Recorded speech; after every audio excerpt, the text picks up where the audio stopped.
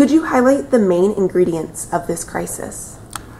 A very large banking system. Over 6 years, the banking system doubled in size, and it became 9.5 times GDP. So that's a very, very large banking system. With a large banking system, you have a lot of risk.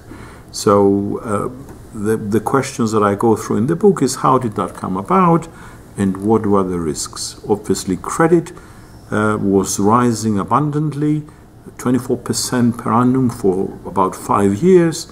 You had a property bubble, and you had investments outside Cyprus, investments in Greece that eventually went bad, and that caused, essentially, triggered the crisis. What were some of the political economy causes of the crisis? The political economy causes of the crisis had to do, number one, with the regulation. Why was there not enough, not effective regulation?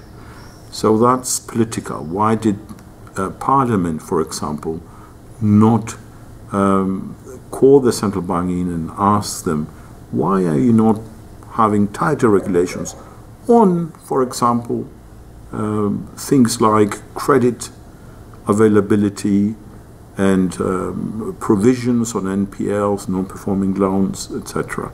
But also, a related issue is the inflows. Where did they come from?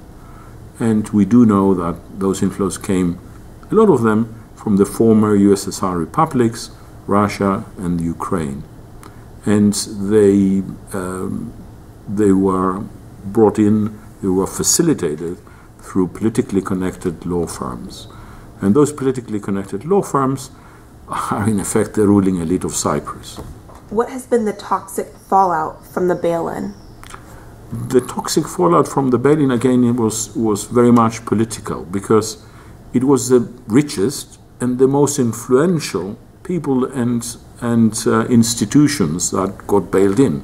This is the very definition of bail-in, is that you got to basically,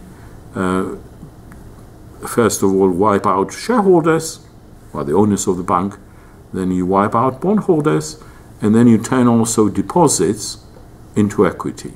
So it's the rich and the influential who got bailed in. And the rich and the influential obviously have political influence. And that political influence was used to, number one, cause a lot of problems for the central bank itself, but also it was used to create more generally problems for the independence of the central bank.